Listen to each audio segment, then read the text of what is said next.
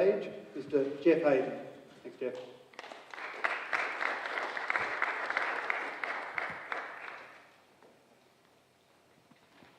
Good morning, everybody. I found out on Saturday morning I was going to do this talk because my very good friend and colleague Tim Williams is unwell, and he rang me and said, could I fill in for him? So one of the first things I learned when I started doing presentations about 25 years ago was you should never ever apologise for anything.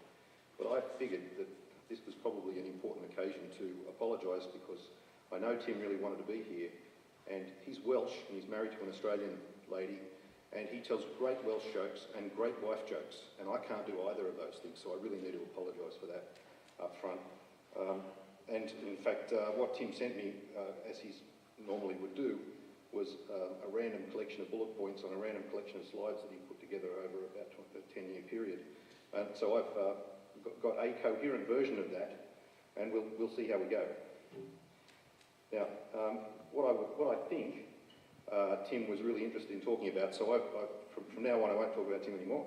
I was going to talk about where we are with the digital economy, and why does it matter, and why is ubiquitous broadband so important, and what does it mean to all of us? Yes, I am an engineer, and in fact I really enjoyed the last presentation about entrepreneurship.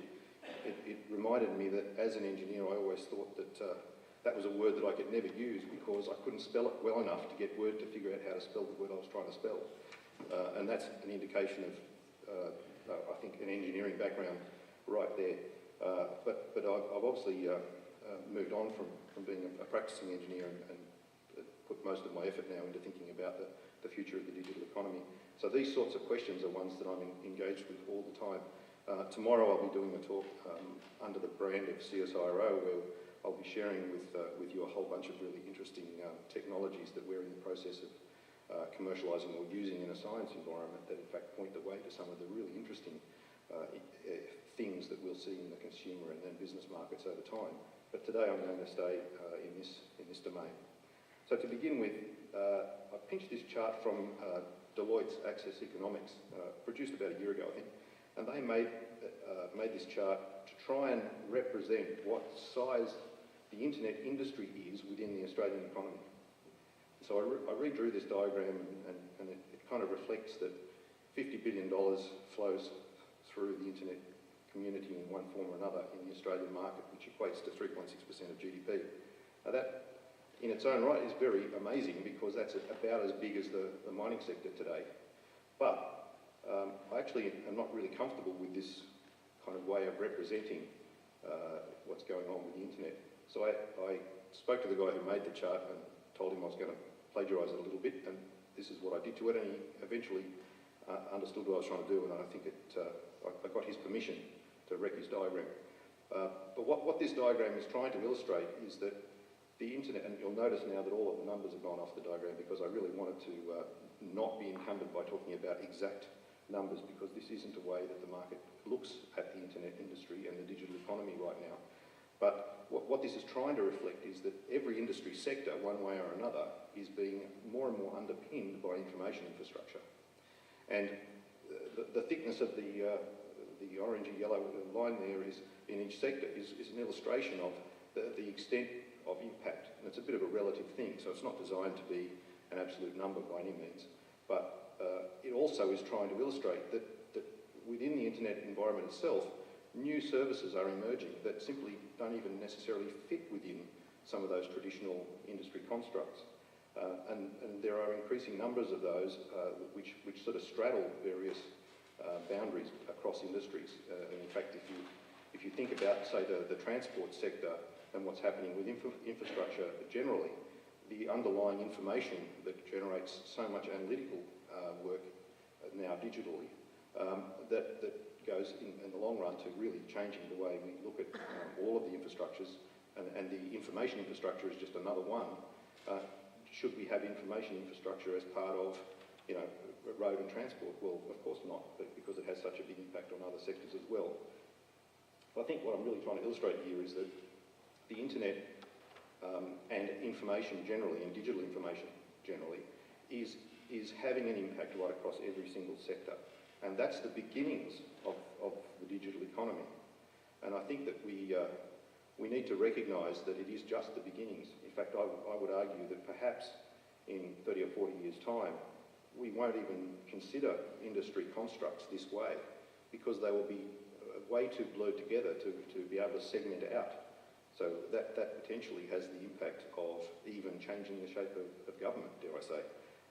Where a department focused in one sector might not be appropriate in this kind of construct. There was a report produced about a year ago by a consortium, IBM and IBISWorld, and it's a very, very substantial document, and I'd like to go through all 570 pages of it. No, I'm not going to do that. I've got one chart that I have taken and plagiarised from this report because I think it helps to illustrate some things about the digital economy as well. And this is it.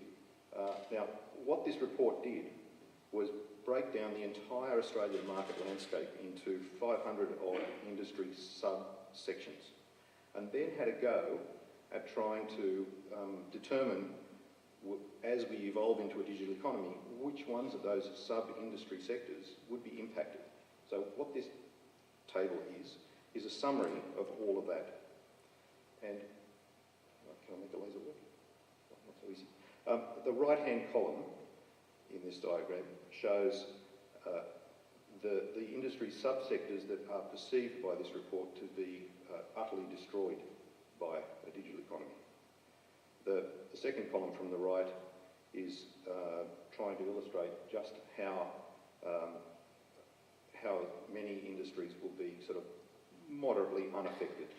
The third column is ones that will be dramatically changed, and the fourth column, the one on the left, is the ones that will be utterly transformed.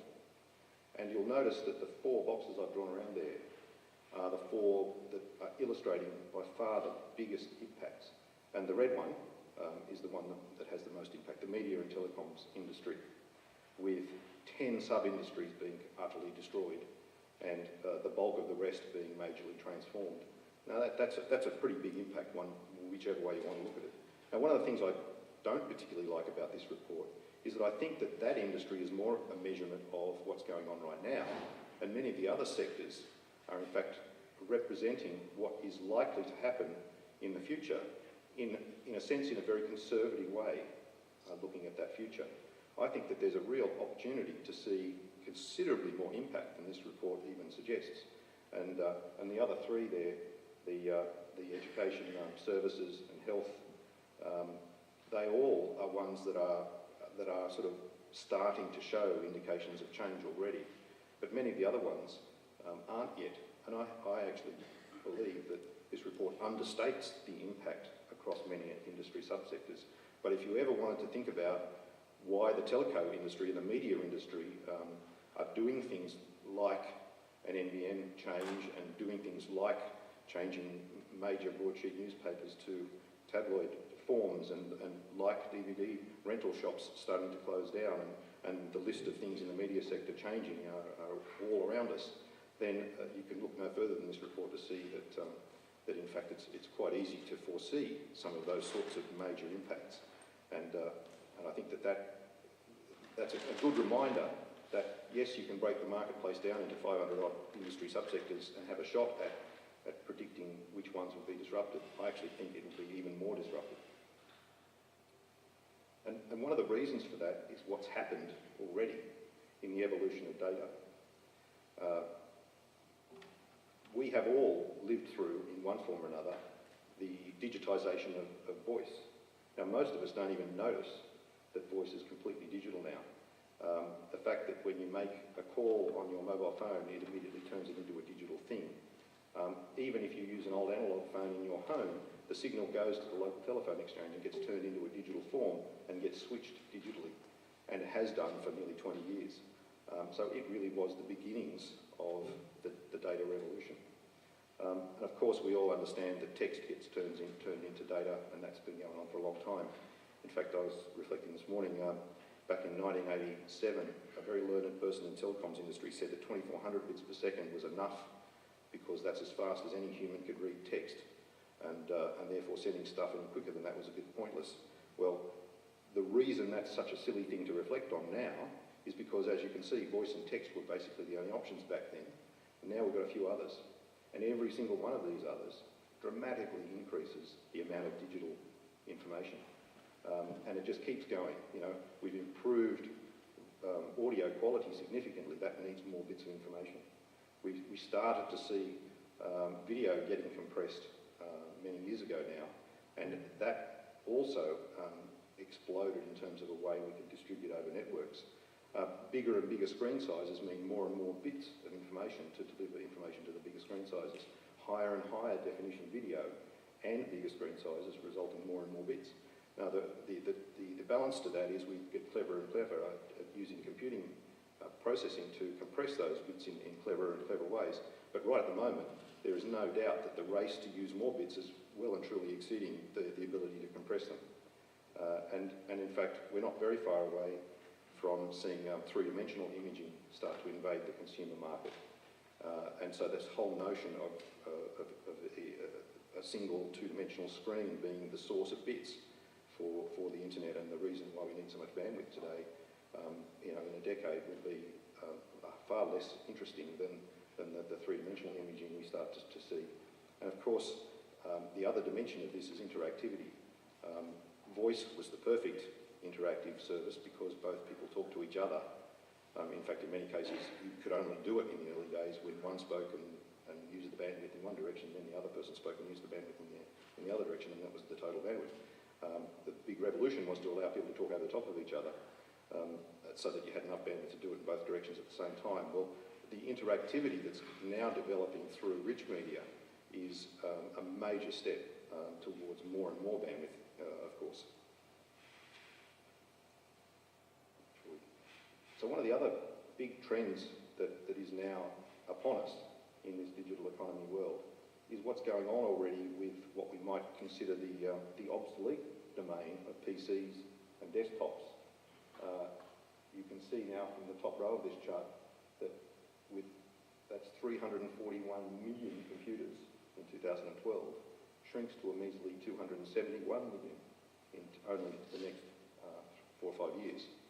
And at the same time, things like tablets go from 116 million to 467 million in that same window.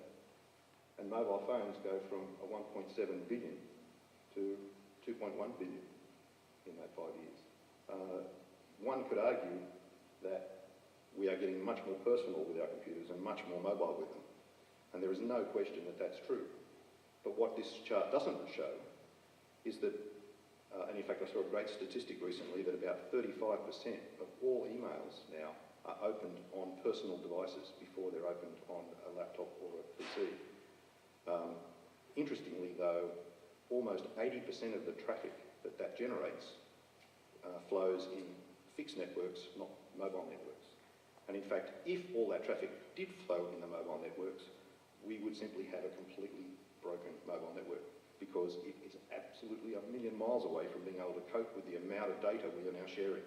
So when we use our mobile phone and we're anywhere near a Wi-Fi network at home or in the office, it will use that preferentially, and the device is making that decision. I really, really loved the comment made by the previous speaker this morning about how if all we did was talk about more and more video over the internet, then we were really missing the point.